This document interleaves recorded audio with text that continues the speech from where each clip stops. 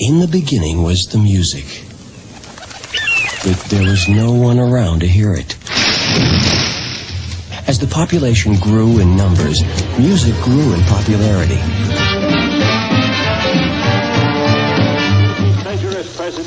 Man invented the radio and the phonograph. High fidelity made quite a splash. But it was full stereo sound that made the explosion.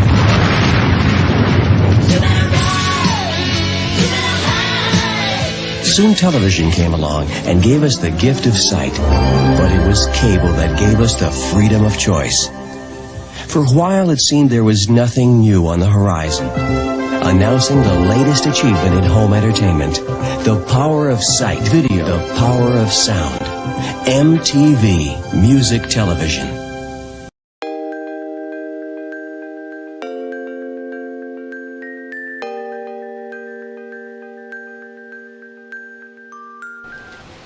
Well, it was definitely a dream of mine since I was a young kid.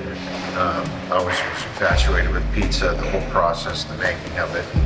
Coming from a Sicilian family, we had lots of pizza incorporated into our food. As I started to get older and, I was touring around a lot with my music career, I would get good pizza and bad pizza. And I said, okay, so I'm going to make sure that I make good pizza. And of course, you always have the discussion with people about what's the best form of pizza, the best style, I should say. And there's no point in arguing about it, so I came up with this idea of multiple styles, which nobody was doing at that time, at least to my knowledge. When I came across City National, they were the only ones that would talk to me.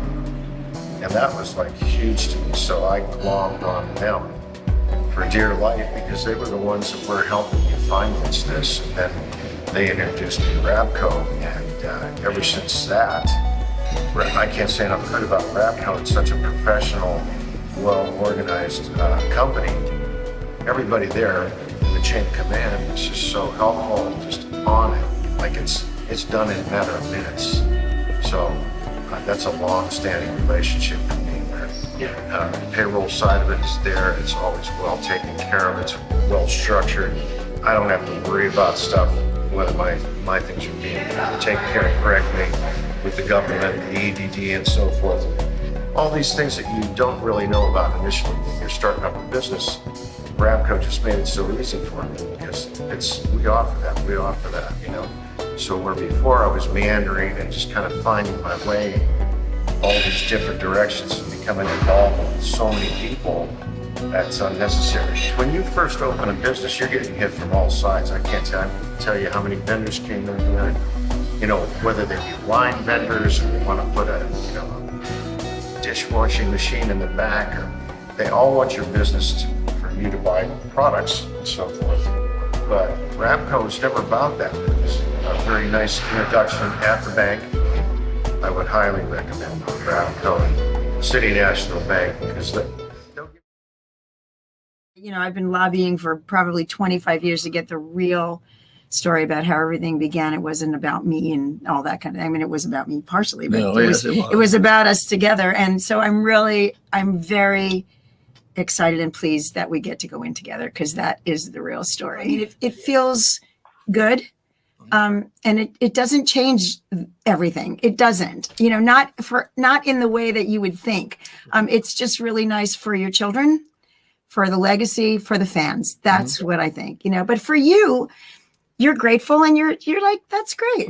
Cool. It is an honor. And I got to tell you truthfully, you may think we're crazy and you may think there's more reasons for anybody to not like us is that we do not have one gold, platinum, multi-platinum record hanging up in our house anywhere. Yeah, we're just anywhere. It's just was never about that. It was great to have them. Certainly, it's fantastic to have the support and the fans. The greatest thing always, and you hear this a million times when you see and talk to the fans and the people that love the music, how it changed their lives. And that's the most powerful thing you can ask for. And if this helps to exploit that even more, we'll could keep going, and we're not stopping.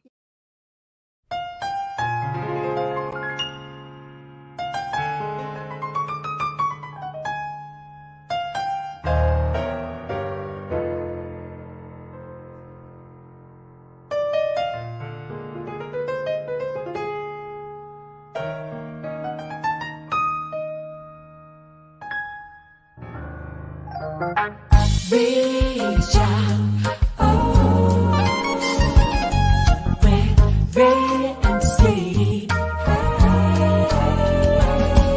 Reach out, with Ray and Steve.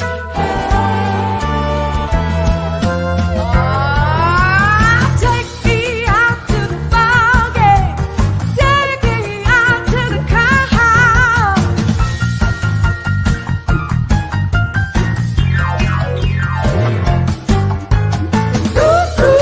For the home team. If they don't win, it's a shame.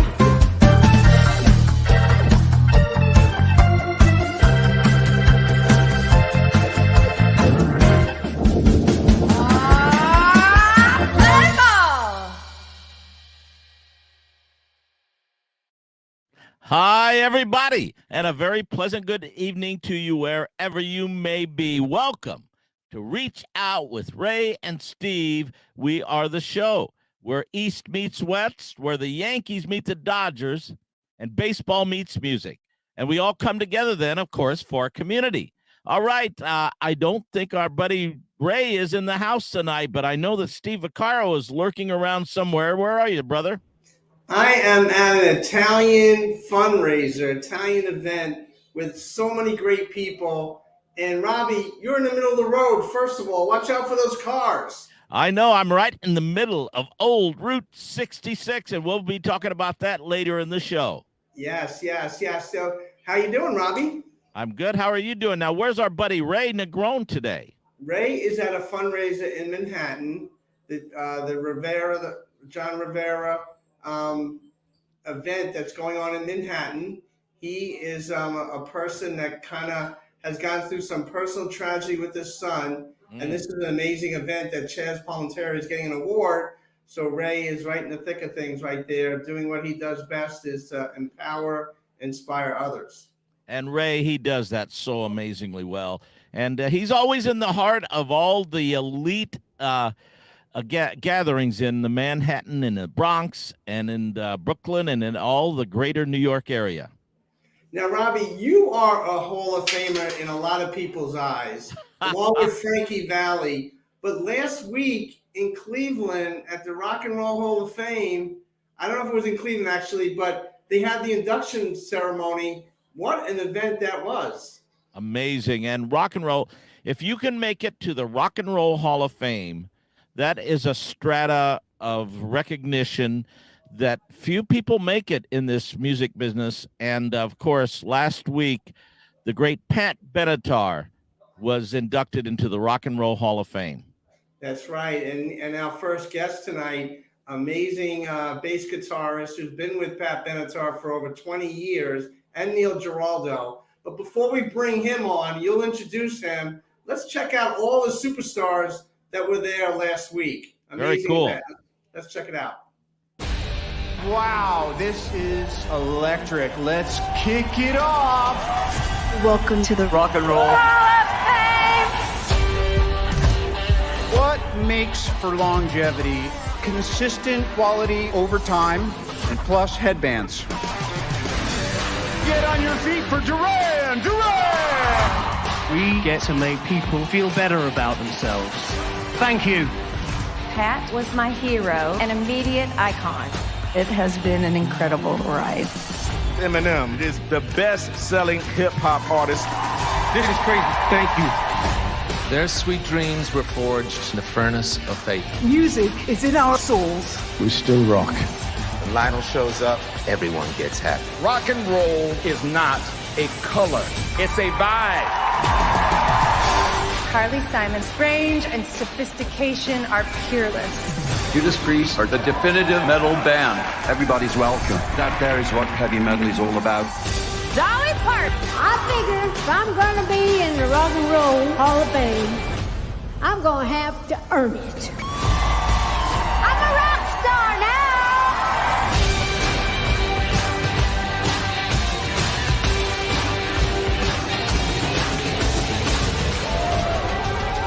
Let's rock and roll. Good night, everybody.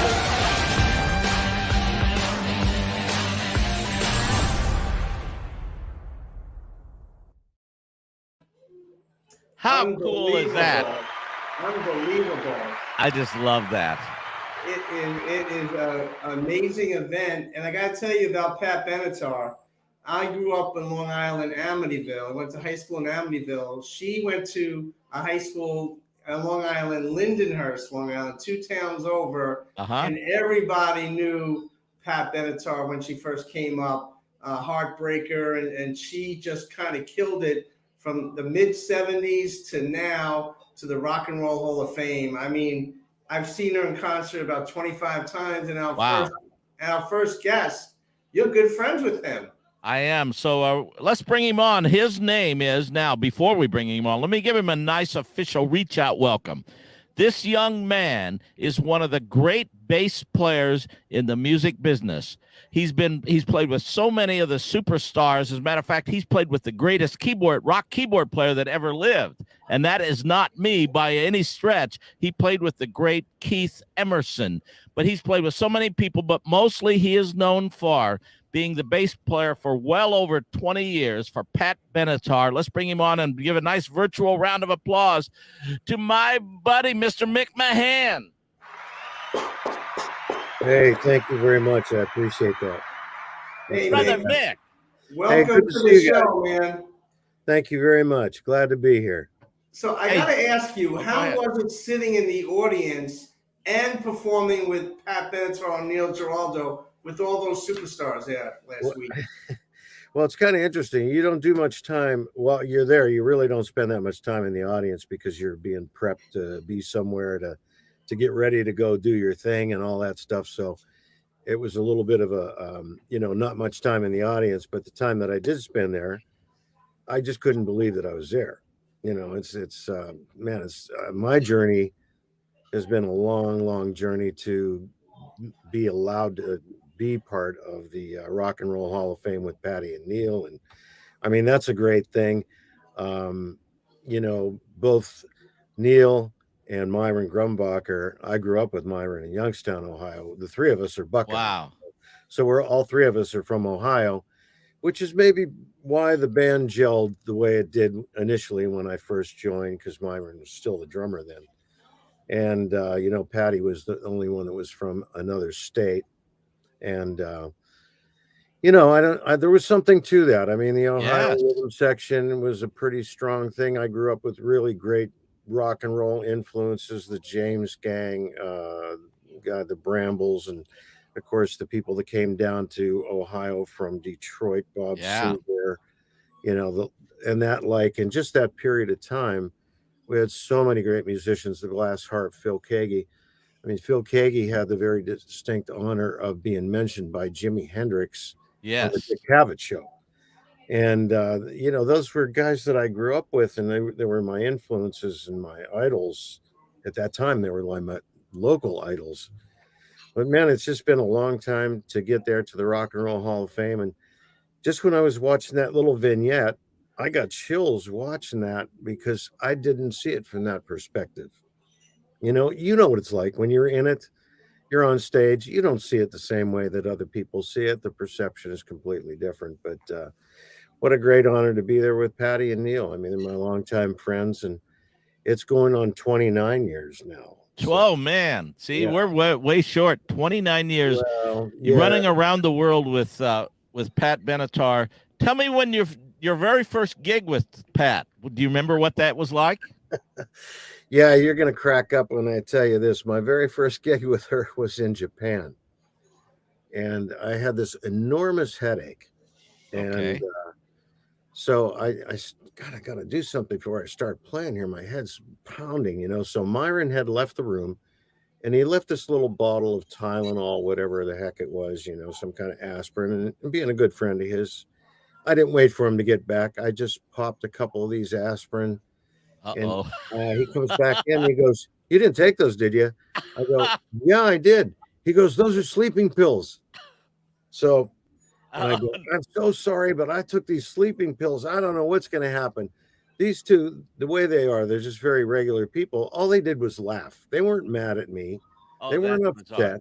And of course, the adrenaline overcame any of the Oh, I can imagine what they're thinking. Okay, this is our new bass player. This new kid is going to play bass. He comes, and this is the first thing he says. Is he a druggie? Is he drinking? I don't know. You know, You fall asleep on us.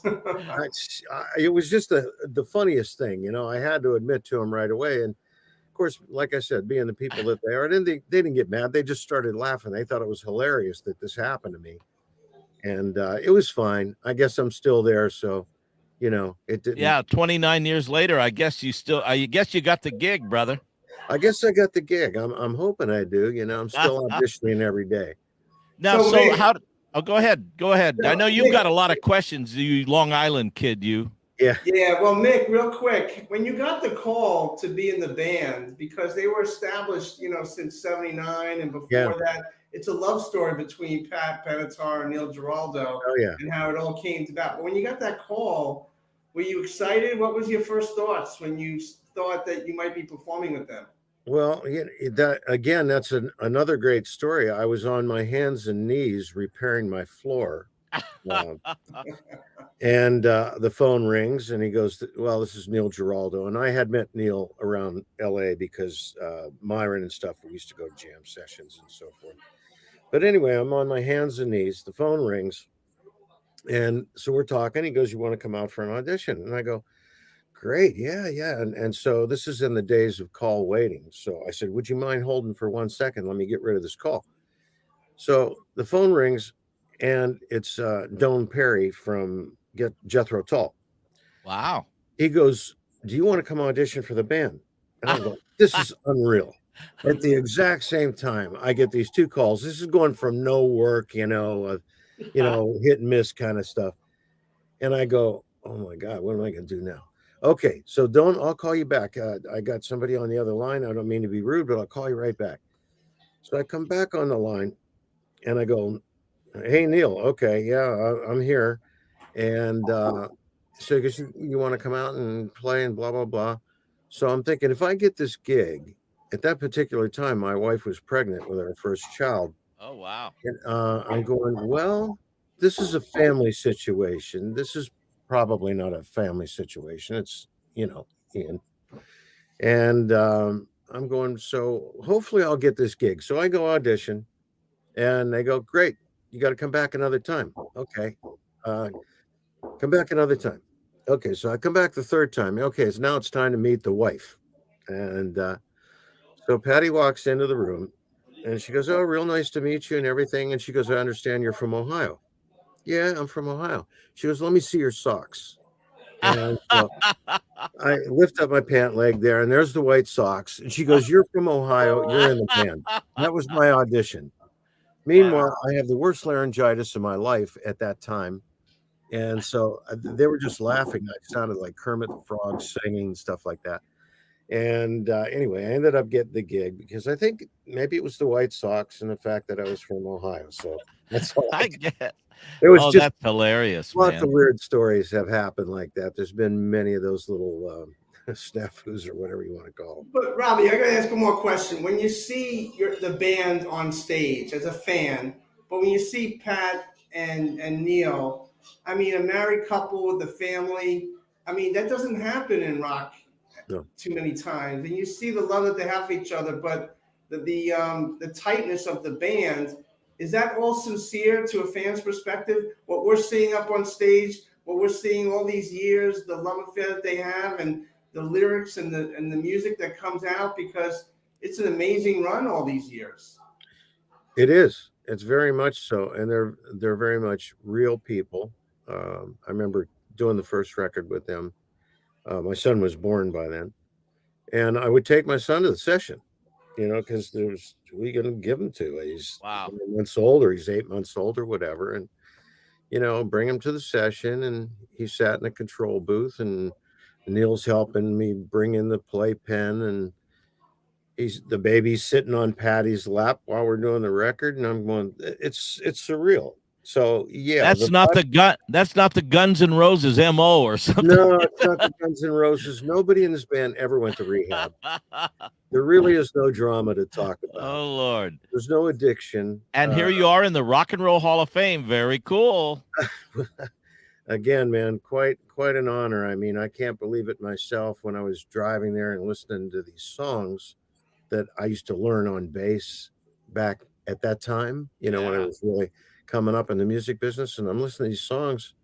They took on a whole new perspective to me because I know those songs from being a kid, but now I'm an adult and I'm going to the Rock and Roll Hall of Fame to play.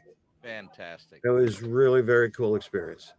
It's unbelievable. I mean, Pat Benatar, along like Janis Joplin, Stevie Nicks, Pat Benatar really set the tone for a lot of women rockers back then. But her lyrics, I'm a psychologist by trade, and the songs that she that they've been putting out for all these years. Hell is for Children, about kids, about domestic violence, and Invincible. She uses her songs as passionate pleas and empowerment for so many groups out there. Yeah, that's kind of her MO. She's very deep. She reads a ton. She's a very well-read person. Understands a lot about the world. I hope you can't hear Dougie barking in the background. It sounds good. It makes it real. Doug the pug. He's the cutest in the world. But I opted for this rather than the pizzeria because that would be busy at this time of day. So by the way, let's don't forget we're going to talk about that pizzeria. But keep going on your story about Pat. That's right. Where were we? Okay, so she's really real. She reads a lot. So is Neil. I mean, they read a lot, so it shows in their lyrics. And listen, they really chose to write with some great songwriters at the time. The songs that you're referencing, Holly Knight, Billy Childs, Billy Steinberg. There was a lot of great songwriters back in those days that contributed to the songs and the songs that they picked. The Rascals songs. They had a lot to draw from. Oh, that's right. You guys do You Gotta Run, right? You Better Run, yeah. You Better Run by Felix Cavalieri. Yeah, exactly. Who's been on this show a couple times and who's a good buddy of ours. Oh, he's amazing, man. That Blue-Eyed Soul stuff from back then. A lot of those influences were very evident in my musicality. If I had to describe where I come from as a bass player, I would say it would be James Jamerson mixed with John Paul Jones. Very much the R&B approach to rock and roll. By the way, which I keep thinking, Susie Quattro is a buddy of mine.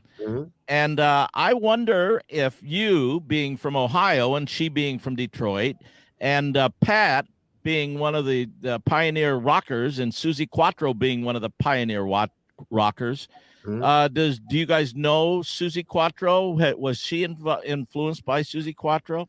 Not that I know of. Okay. I happened to see Susie Quattro like 2 nights before I moved out of Youngstown, Ohio. And, I went to see her, and the next night was Mel Lewis. So you kind of get an idea rock of and roll and jazz, But yeah, I don't think they really, had much going on at that. Gotcha. I'm just curious. Patty was an opera singer that turned it into a rock and roll. Oh, I did not know that. Yeah, she wanted to be on Broadway, right? She wanted to perform on Broadway. Oh yeah. She wanted to be Liza Minnelli. Oh gosh. This just turned. She found out how to put gravel in her voice, in this operatic voice. And so there's Pat Benatar. Well, now you then, as you mentioned earlier, Steve, are from Long Island, and you're from a town just a couple towns over from where Patty's from, right? Yes. She's from Lindenhurst. We're from Amityville. She's a couple years older, but all her music, we were all... Hold on.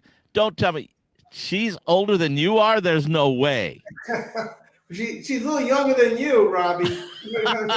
Everybody's younger than me. What are you talking about? Well, we looked up to her because it was 2 towns over, Suffolk County, Long Island, and everybody was excited when she played at the Nassau Coliseum, Madison Square Garden. I got to see her at BB King's a couple of times when she played locally in Manhattan, and just to see this unfold. And Nick, from a distance, I always admired you because you've been part of the band for so long, and those bass players are really so important and vital to the whole sound. Just looking at you guys on stage all the time, you could see the mutual respect that you have for each other, and it's just a blessing. When Robby told me that he knew you, I said, this is incredible. This is a great, great situation because there's so many fans in New York that admire not just her music, but the work, the charitable efforts that her and Neil do, and just the candidness. I mean, they were on a late night talk show last night, and they have a play Invincible coming out in Los Angeles to kind of highlight their music, but also their marriage, their love affair. Yeah, Romeo and Juliet. It's a takeoff on Romeo and Juliet. Yeah, it's opening very soon in the next couple days. I played on the first rendition of it when it went through LA, but I think at this point, they're going to have to use regular guys in town. It won't be a conflict with the band if the band should get something. We're kind of quiet right now because they're focusing on that play. I really don't know much about the new one, other than it's changed a lot from the last time I did it. But the adaptations of their music on the first go round for me was pretty weird, I mean, because I know those songs really well, and they weren't anything like we play them on stage. And Robby will appreciate this, but it was like reading fly shit because it was so incredibly, it was very intensely orchestrated. Let's just put it that way. Well, you know what? One of the things, but let's go back to what Steve was mentioning earlier. You being the bass player. Now, it's one thing to be the bass player in a band that has 15 or 20 people up on stage. It's another thing to be the bass player when the two principal people are half of the band, and it's Neil, Pat, Mick, and a drummer. I mean, so you're a big, big part of that show. You're a big, big part of the music. So your percentage of the show is a lot bigger than it would be in a much bigger band. That's carry a lot of weight there, my friend. Well, it's playing in a trio, as you know, is a much different situation than playing in a big band, like you say. The role is different. It's just the strongest geometric shape is a triangle. So when you look at it from that perspective, like an architectural perspective, that's your role, and you can sink the ship or make it go. You know what I mean? You really do have bass player autonomy because people are going to hear what's on the bottom, whether no they question. know it or not, So if it's stinking, it's evident. If it's okay, it's just sort of a benign thing that just sort of happens, and that's part of the role. But I think that's one of the things that I like about bass, playing bass. I started off as a guitar player, and that's soloing and all the stuff that goes along with it. The bass player is kind of like a unsung hero, but you know your role, and it's very important, and you got to stick to that role. And if it's not on, the band does not sound good. Got to have a great drummer, got to have a great bass player, no question about it, because you are totally exposed. Yeah, you're exposed, yes. And we know the importance of that because you being a keyboard player, man, if you got a good bass player and a good drummer back behind you, you're having a good time. If it's the opposite, you want to go home. That's right. Well, gentlemen, I can't play bass, I can't play keyboard, but I can certainly eat pizza. So I can eat pizza very well in New York. So Mick, tell me why your pizza is better than New York pizza. Oh, I can't say that it's better. Having just come from this, you'll appreciate this. I happen to go to, we finished up some makeup gigs in Texas. So I go to Pizza Expo all the time, wherever it is. Wow. I happen to be in Atlantic City. So I work with my good friend, Tony Gemignani, who's like the premier pizzaiola in the world. He's just the greatest guy, Pizza Bible, all that stuff is Tony. Wow. And so I always go work with him to pay my debt of thankfulness because he helped me open my first restaurant. He insisted upon it. When we got canceled from Cher, I got sent home. When we got canceled from Journey, I got sent home. He calls me up. He goes, look, you're coming up here. You're going to get certified, and I'm going to help you open your restaurant. And, man, he did. So to pay him back, I go work, and I'm the mule that whatever he needs, I'm helping my buddy, you know. So he says, hey, man, we're going to New York City tonight. Do you want to go? He says, we're going to hit 30 pizzerias in 2.5 days. Wow. This is me and all the groove gods of pizza land, you know, John Arania in Las Vegas and Smokovich in Denver and all these high profile guys. So we drive up there. and I think we hit about 12 before I had to leave. But they stayed on. And we went to some amazing places. Mama's too, I would say, would be one of my favorites. El Industry, Suprema. Those are just to name a few. And of course, there's a million others, Keste and all these different styles. There's a lot of fantastic pizza in New York. So I can't say mine is better. My goal is to make it on par. I'm real happy with that. Now, what is the name of your place? Well, both of them are named Parma. The very first one is Parma Pizzeria Napolitana because we serve Neapolitan style wood-fired pizza there. We changed the name on the second one to Parma's Pizzeria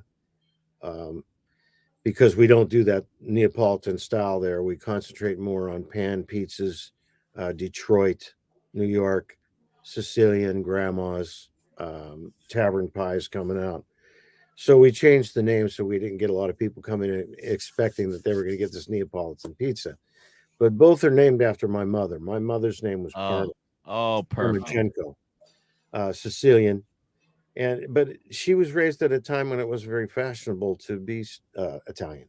So I thought it was always, everybody tells me that I hang around with all the Castelluccios and those kind of guys in Valleys. I'll say it is cool always be Italian. Well, we thought that, but the rest of the world didn't always agree with that, And yeah, you're right. And now everyone wants to be Italian. I know. I'm like the Ray Liotta of pizza and music because I'm Sicilian and Irish. So yeah, I'll never be a made man, but that's okay. Well, my family's from Sicily, and I always love going to the pizza parlor because people hang out, have two slices, and it's actually a time where people connect with one another. Yes. And it seems like that's what you do over there. Do you see a lot of people coming into your pizza parlor there and kind of having good times? We see that a lot, and it's kind of like a mini Hard Rock because we have a ton of memorabilia. Rock and roll guys, a lot of guitars hung up, some drum sets. We have DW drum lights, and I mean, we're all about incorporating the music with the pizza. We have an Amato tomato named after Dave Amato from REO Speedwagon. We have the Bissonette pizzas from Detroit because the Bissonette is from Detroit. I mean, it's a lot of that kind of stuff. They're all our friends, and we just kind of make it, we kind of join the two. And for me, making pizza for people and making them happy and having them thank you, and this sends me back to my childhood. It's almost like getting an applause for playing a great song. It's the same thing. Man, you are living the life, Mick Mahan. I'll tell you I'm what. very lucky. Rock and Roll Hall of Fame and having two pizzerias, man. Pizza and music. I am so blessed. I am so blessed. I can't believe it. I have two great children that operate the pizzerias for me. I'm just a very lucky guy. Where are your pizzerias located? So the audience, if they're close, can come by and get a pie. Absolutely, we would love that. Parma Parma Napolitana is in Thousand Oaks on Thousand Oaks Boulevard, where the 23 crosses. Parma's the new one is in Agoura Hills, and it's right off at Canaan Road. So they're both right off the 101 freeway, basically. Awesome. Easy access. So if you're cruising the 101. Are you doing Route 66 and you just take a turn onto the 101? Yeah, and we're going to get to Route 66 as we expand, Good. That's where you get your kicks anyhow, That's right, baby. That is great. Mick, I know you're going to be on tour coming up this summer with Pink, a couple of headlining shows there. Oh, awesome. That looks exciting. You and Pat Benatar and Neil Giraldo, the band. So we look forward. I know you're going to be in Minnesota, Washington, a couple different places. Do you play local gigs on your own sometimes? Oh yeah, I do. I do a lot of local things. I do church almost every Sunday. I'm somewhere at some church that I want to be at. So I do those, and I do a few sessions in town. I try to do as much of that recording as possible. You just got to call me and ask me to show up, and if it's fun, I'll be there. You know, I always had fun because we did this jam session that I used to do on Mondays, and you would come out and play. We may have a picture of that. I don't know. Do we? That we could post up here? There we are. There we go. I'm not seeing it yet, but okay, that's you and me and Chris Montez and Russ McKinnon. Oh, what a band! One of my favorite drummers, man. That guy's great. Love Russ. And you remember Chris Montez? I sure do. I mean, God, I remember him from being a kid. You know. Yeah, I remember those songs. I'm not that old. I'm not that old, I swear. Hey, but I gotta ask you, how do you know about these dates with Pink and I don't? I just, as a fan, I have the inside track there. So, well, you're the second person that told me this, and I didn't know anything about it. Well, it's I think you're gonna be in Massachusetts in July, Washington August 7th, Minnesota August 10th, August 12th Chicago, August 14th Milwaukee, and October 5th LA. Very cool. I'm blown away with this because people call me all the time. Hey, man, I want to come see you at such and such, and I go, sure, why not? Tell me where I'm playing. You know, you're too busy making pizza, man. Not a master tour yet. You're too busy making pizza. What's your favorite song to perform up on stage, Mick? I like All Fired Up. All Fired Up, yeah. I think it's one of the anthemic songs in rock and roll. I mean, Myron's groove is so deep. His foot's about to just go through the speaker. Love it. And it's just, it's eighth notes. It's not cerebral, but man, the energy of that and Patty's attitude when she's singing is just, to me, that's brilliant. I love it. And you know what we need to do? We need to coordinate Frankie Valli and the Four Seasons and Pat Benatar on the same bill one of these days. Wouldn't that be something? That'd be very cool. I mean, it's amazing. Fifth Dimension in Frankie Valli. When I first met you in Vegas. Say that again? I said we got pretty close with the Fifth Dimension in Frankie Valli. That's right. That's right. With Fifth Dimension, you were obviously doing Frankie. Yes, with Florence LaRue, who's been on our show a couple times already, too. Yes. It's amazing. Mick, you've been with Pat Benatar, Neil Giraldo for 29 years. Robby Robinson's with Frankie Valli for 45 years. You're both Christian men. You talk highly of your family. And you could tell the friendship that you guys have over the years. How'd you guys meet to begin with? We actually met in Vegas, I believe. I think you called it right there on the Fifth Dimension thing, right? The Fifth Dimension gig, yeah. And that was like in the 80s. Wow. It was like 84 or something like that. A couple years ago, yeah. Wow. And you've been on a couple of studio albums with Pat and Neil, too. Yeah, I think I did. How was it putting those albums together? I'm sorry, say that again? How was it putting those albums together? Oh, it was great. Like I said, my son was just in diapers on the first one. They're always kind of fun. We did several of them on the road, in different studios, different takes. I think there was one song that I did cut 24 times. Wow. Different tempos. I mean, we horse around with them, we take some liberties with them and try to, make them different and make them better. It's hit or miss with that kind of thing. You don't know. How can you judge what's better? It's like saying who's a better guitar player, Hendrix or Clapton or, all that stuff. I don't like making comparisons. Well, you, by the way, I did in the introduction to you because my favorite rock keyboard player was Keith Emerson. Of course. And you had the honor of playing with Keith Emerson. Keith Emerson of Emerson, Lake and Palmer, in my opinion, as a professional keyboard player, and most keyboard players' opinions, was the greatest rock keyboard player of all time. What was it like playing with the genius, the likes of Keith Emerson? Wow. First of all, when I got the call to do it, I had 5 days to learn all those songs. Wow. And those are not easy songs. Those are not easy songs. I mean, Tarkus is 25 minutes. Yeah.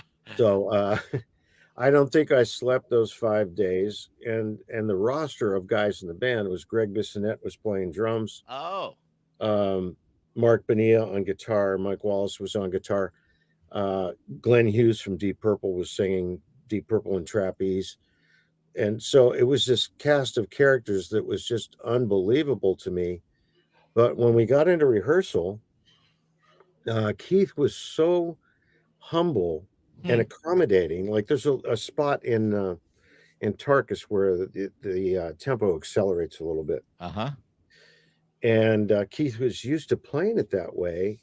And so he looked over at us and he says, do you want me to slow that down? Do you want me to not do that? Wow. And we're all looking at him like, you're Keith Emerson, man. You do what you want. No, we'll follow you. It's okay. If that's the way you want it, that's the way you feel it, you know. But the guy was so humble. Wow. He wasn't this egotistical man that said, well, follow me, you know. That's fascinating to me to hear that. Interesting. Yeah, he was the nicest cat. And honestly, I think that's part of the problem that led to his ending his life was he was so wrapped up in being the gentleman that he always was. And when he felt that he couldn't do that anymore, maybe that's what caused it, you know. It was just a sad event to lose him like that. Yeah. But what a player. Amazing. What a player, man. My system blew up when we did a live record in San Francisco. It's called and my amp blew up in the middle of Tarkus. And within 3 beats, not even 4, 3 beats, the left hand was picked up the bass and he killed it. And I was just in awe till they got me plugged back into the monitors. My amp was gone for the night, but it was like his left hand was ridiculous. Yeah.